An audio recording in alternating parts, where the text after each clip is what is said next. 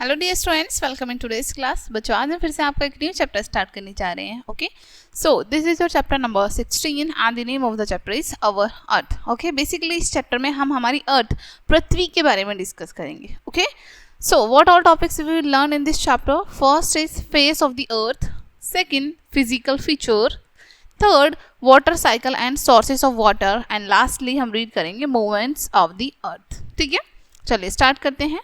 We live on the surface of the earth।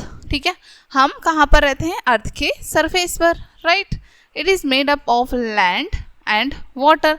वो मिलकर किससे बनता है? लैंड एंड वाटर से।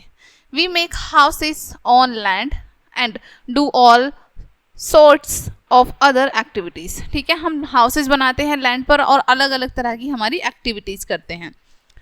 One this land the grow food grains, fruits, vegetables and various crops. ठीक है, और यहाँ पर कुछ व्यक्ति क्या करते हैं? इस लैंड पर फूड ग्रेन को ग्रो करते हैं, फ्रूट्स को ग्रो करते हैं, वेजिटेबल्स को ग्रो करते हैं और अलग अलग तरह की फसल को उगाते हैं, ग्रो करते हैं।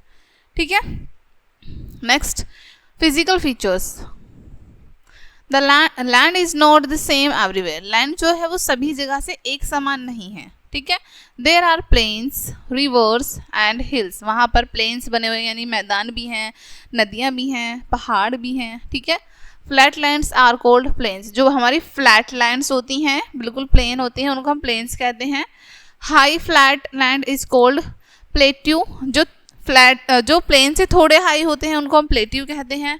The land that goes up and down is cold hill. और जो लैंड ऊपर नीचे जाते हैं उनको हम हिल्स कहते हैं। ठीक है, a higher hill is called a mountain. जो बहुत ज़्यादा ऊंचा हिल होता है उसको हम माउंटेन कहते हैं, पहाड़ कहते हैं।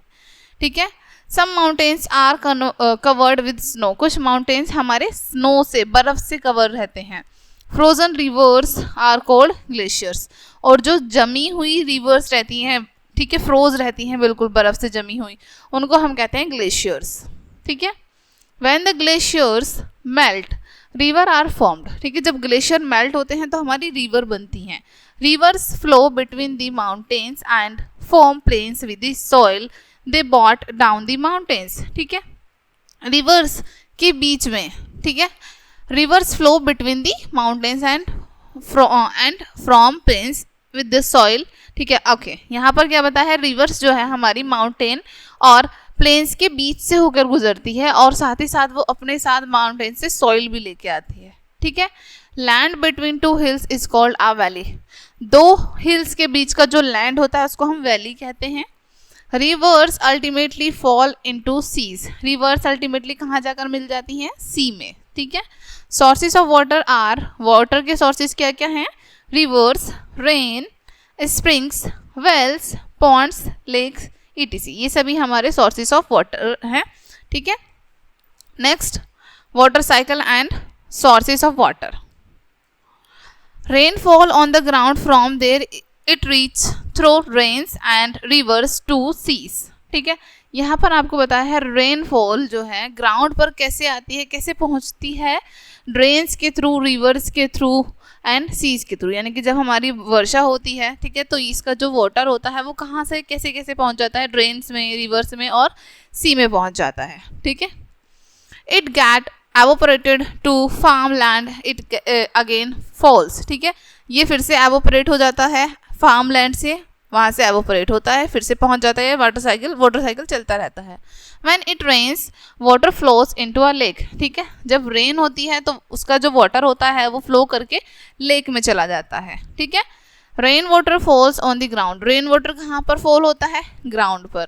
Water goes under the ground. और वो जो वाटर होता है वो ग्राउंड के अंडर चला जाता है। There are rocks under the ground. और ग्राउंड के अंडर क्या है? रॉक्स हैं, चट्टाने हैं। Water flows through rocks and reach to well in the villages. Water flow करता है रॉक्स के थ्रू और जो विलेजेस में वेल बने होते हैं वहाँ पहुँच जाता है। This water is lifted into a large tank. और इस वाटर को लार्ज टैंक्स में लिफ्ट किया जाता है। It flows from the tank into taps through pipes. और ये यहाँ से टैंक से टैप तक पाइप के थ्रू पहुँचाया जाता है। ठीक है, next, our earth is a wonderful planet. हमारी जो अर्थ है वो बहुत ही अद्भुत प्लैनेट है। This is the only place where life is possible, यही एक ऐसी जगह है जहाँ पर जीवन संभव है। It is because air and water are present only on this planet, ऐसा इसलिए क्योंकि इसी प्लैनेट पर एयर और वाटर प्रेजेंट है, ठीक है।